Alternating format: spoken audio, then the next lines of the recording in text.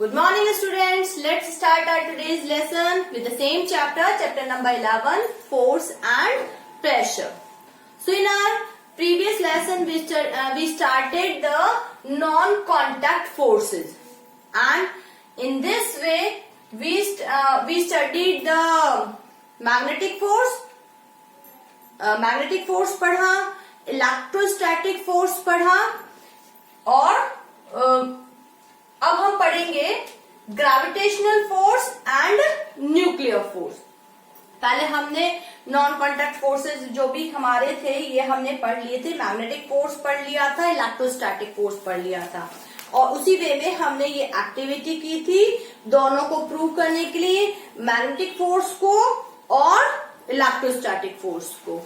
And today we are going to start the next type of next example of non-contact force, that is gravitational force. So what is gravitational force? In this universe every object is exerting a force on another object. इस universe में हर जो object है वो दूसरे object पे एक force exert कर रहा है, and this force is called gravitational force. इसी फोर्स को हमने क्या कहा है? ग्रेविटेशनल फोर्स कहा है, and it is a attractive type of force. So we can say that in this universe every object is attracting every other object. तो हम इसको ये भी कह सकते हैं कि जैसा कि हमने कहा कि हर ऑब्जेक्ट दूसरे ऑब्जेक्ट पे फोर्स एक्सर्ट कर रहा है और ये एक अट्रैक्टिव टाइप का फोर्स है, तो हम इसको इस लैंग्वेज में भी कह सकते हैं कि हर ऑब्जेक्ट दूसरे ऑब्जेक्ट को अपनी तरफ अट्रैक्ट कर रहा है।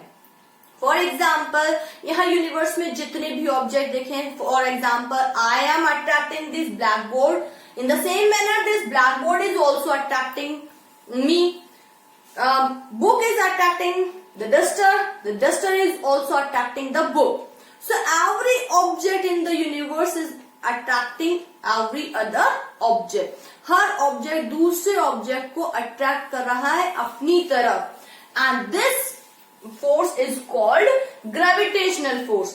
इसी फोर्स को हमने क्या कहा है? ग्रेविटेशनल फोर्स कहा है। Now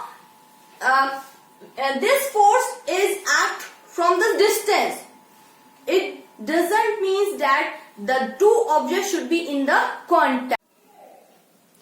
This gravitational force is an example of non-contact force because it acts from some distance. For this, that the gravitational force work, it is not essential that the two objects should be in the contact of each other. इसके लिए जरूरी नहीं है, क्योंकि ये एक non contact force है, ये एक डिस्टेंस पर भी काम करता है। इसके लिए जरूरी नहीं है कि दो ऑब्जेक्ट्स एक दूसरे के कांटेक्ट में हों, यानी कि ये एक नॉन कॉन्टैक्ट फोर्स है और डिस्टेंस पर ही काम करता है। So as we can see the examples of the things that when an object is thrown upwards, अगर हम किसी चीज को ऊपर थ्रो करते हैं, it again come towards the earth. ये वापस कहाँ पे आती है? अर्थ की तरफ आती है, because the earth is attracting the object towards itself, क्योंकि अर्थ जो है वो उसको अपनी तरफ अट्रैक्ट कर रही है। An apple that is falling from a tree, it is coming towards the earth. अगर कोई एप्पल है जो कि ट्री पे से फॉल हो रहा है, तो वो भी कहाँ की तरफ आएगा? अर्थ की तरफ आ रहा है। It doesn't means that only the earth is attracting other objects. The other objects are also attracting the earth towards them. यानी कि ये जरूरी नहीं, हम ये कह रहे हैं कि एप्पल जो है वो अर्थ की तरफ आ रहा है, इसका मतलब ये नहीं है कि एप्पल भी अर्थ को अपनी तरफ अट्रैक्ट नहीं कर रहा है। जैसे अर्थ एप्पल को अट्रैक्ट कर रही है, एप्पल भी अर्थ को अपनी तरफ अट्रैक्ट कर रहा है, पर क्योंकि अर्थ का मास बहुत ज्यादा है इसलिए वो उसकी तरफ जाती हुई हमें दिखाई नहीं देती है। जो ऑब्जेक्ट जिसका मास बहुत कम है वो ही अर्थ की तरफ आता है। For other example, the moon is revolving around the earth. Moon जो है वो अर्थ की तरफ चारों तरफ रिवॉल्व कर रहा है due to the gravitational force of this earth. Gravitational force जो अर्थ का है उसी की वजह से मून उसके चारों तरफ रिवॉल्व कर रहा है। The planets are revolving around the sun. ये सारी जितने भी फिनोमिन हैं, जितने भी टर्म्स हैं, वो हम इस ग्रेविटेशनल फोर्स की वजह से ही समझ सकते हैं, क्योंकि इसी ग्रेविटेशनल फोर्स की वजह से वो दूसरे जो प्लैनेट्स हैं उनके चारों तरफ रिवॉल्व कर रहे हैं, या जो सैटेलाइट्स हैं वो अपने प्लैनेट्स की चारों तरफ रिवॉल्व कर रहे हैं। So this is the gravitational force due to which the celestial bodies are revolving around the other celestial body, उनके चारों तरफ रिवॉल्व कर रही है। एक एप्पल अर्थ की तरफ आ रहा है, या कोई चीज हम थ्रो कर रहे हैं ऊपर की तरफ, वो अर्थ की तरफ आ रही है। तो ये सारे एग्जाम्पल्स किसकी वजह से समझ सकते हैं हम? Gravitational force. तो ये तो एग्जाम्पल था जैसे कि हमने अर्थ का लिया, वैसे ही जो अदर ऑब्जेक्ट्स भी हैं यूनिवर्स में, हर ऑब्जेक्ट एक दूसरे को अपनी तरफ अट्रैक्ट कर रहा है, पर क्योंकि इसका मैग्नीट्यूड बहुत कम होता है वो एक दूसरे की तरफ मूव करते हुए दिखाई नहीं देते हैं। अगर टू ऑब्जेक्ट्स के मासेस में बहुत ज्यादा डिफरेंस है तभी एक ऑब्जेक्ट दूसरे की तरफ आता हुआ दिखाई देता है, जैसा कि ऑब्जेक्ट कोई भी ऑब्जेक्ट हो और हमारी अर्थ हो। तो ये हमने समझ लिया ग्रेविटेशनल फोर्स के बारे में, और ये हमने बता दिया कि एक तरीके से अट्रैक्टिव फोर्स होता है। Now the next non contact force is the nuclear force. दूसरा टाइप का फोर्स है non contact force, nuclear force. तो न्यूक्लियर फोर्स क्या है? It is the force that exist among the tiny particles in the centre of an atom. Centre of an atom, जो भी हमने पढ़ा है कि atom is the smallest unit of the matter. Matter का जो स्मॉलेस्ट यूनिट है, यानी कि सबसे छोटा जो पार्टिकल है, वो एटम कहलाता है।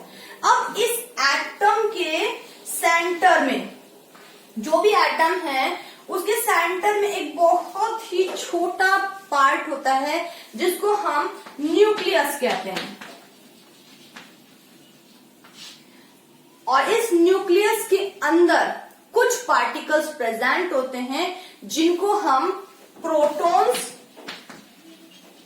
जो कि पॉजिटिवली चार्ज होते हैं, एंड न्यूट्रॉन्स, जो कि न्यूट्रल होते हैं, जिन पर कोई चार्ज नहीं होता है। हम ये कहते हैं कि न्यूट्रॉन्स पे कोई चार्ज नहीं होते हैं। इसके अलावा प्रोटॉन्स होते हैं जिनके भी ऊपर पॉजिटिव चार्ज होता है। ये प्रोटॉन्स और न्यूट्रॉन्स किसमें प्रेजेंट होते हैं? छोटे से, हमारा जो भी एटम है उसके बीच में सेंटर में एक छोटा सा पार्ट होता है जिसको हम न्यूक्लियस कहते हैं, उसके अंदर प्रेजेंट होते हैं। यानी कि न्यूक्लियस के अंदर प्रोटॉन्स प्रेजेंट है जो कि पॉजिटिवली चार्ज हैं, और न्यूट्रॉन्स प्रेजेंट है जिनपे कोई चार्ज नहीं होता है। अब इन पार्टिकल्स की वजह से जो फोर्स एक्सर्ट हो रहा है, that force is called nuclear force. इस फोर्स को हम क्या कह रहे हैं? न्यूक्लियर फोर्स कह रहे हैं, क्योंकि ये इस न्यूक्लियस की वजह से है। इसके अंदर जो पार्टिकल्स हैं, ये पॉजिटिवली चार्ज पार्टिकल प्रोटॉन और न्यूट्रॉन्स, इनकी वजह से है, इसलिए हमने इस फोर्स को न्यूक्लियर फोर्स नाम दिया है। और इसी फोर्स की वजह से ये जो छोटे छोटे जो पार्टिकल्स हैं, प्रोटॉन्स और न्यूट्रॉन्स हैं, वो इसी न्यूक्लियर फोर्स की वजह से इतने छोटे से स्पेस में क्या है? बाउंडेड हैं। और हम ये कह सकते हैं that because of this force the particles stay together. इनके बीच में एक न्यूक्लियर फोर्स वर्क कर रहा है जिसकी वजह से ये जो पार्टिकल्स हैं वो इतने छोटे से एरिया में बाउंडेड हैं, वो इतने से छोटे से एरिया में रह पा रहे हैं। So it is all about the nuclear force. अब हमने नॉन कॉन्टैक्ट फोर्स पे 4 टाइप के नॉन कॉन्टैक्ट फोर्सेस पढ़ लिए: magnetic force, electrostatic force, gravitational force and nuclear force. So we can easily do this, check your knowledge. Let's see that first is a push or a pull on an object is called, push और pull को क्या कहते हैं? Force. So the correct answer is force. Then the charged body exert dash force, whereas magnet exerts dash force. तो charge body हमने पढ़ा था, charge bodies जो है वो अदर चार्ज बॉडीज पर या किसी भी नॉन चार्ज बॉडी पे कौन सा फोर्स लगाती हैं? Electrostatic force. And the magnet exerts magnetic force. तो दोनों का करेक्ट आंसर क्या हो गया? Electrostatic force and magnetic force. Then the next is the frictional force is an example of dash force. Frictional force हमने पढ़ा था कि frictional force only works when the two objects are contact in each other. जब तक two objects की surfaces एक दूसरे के कांटेक्ट में नहीं आती हैं तब तक फ्रिक्शनल फोर्स वर्क नहीं करता है। When the two objects come in the contact, in the physical contact of each other, उनकी सरफेसेस एक दूसरे के कॉन्टैक्ट में आती हैं तब ये फ्रिक्शनल फोर्स वर्क करता है। That's why we will write it is an example of a contact force. Then force can make a stationary object dash. Force जो है वो किसी भी स्टेशनरी ऑब्जेक्ट को क्या कर सकता है? कोई भी स्टेशनरी ऑब्जेक्ट है, कोई भी चीज यहां रखी हुई है, हम उस पर फोर्स एक्सर्ट करेंगे and will start moving. So we can say that a force can make an stationary object move. Stationary object को मूव कर सकता है। और इसका अगर ऑपोजिट क्वेश्चन आ जाए, the force can make a moving object stationary, तो हम लिखेंगे स्टेशनरी। और it can stop a moving object. अगर ऑलरेडी कोई मूविंग ऑब्जेक्ट है तो वो उसको स्टॉप कर सकता है।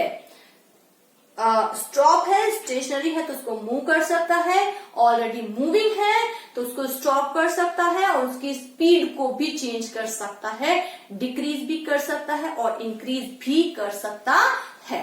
So that's all about this check your knowledge. So in the next lesson we will start our new topic, that is pressure. That's all for the day. Thank you and have a nice day.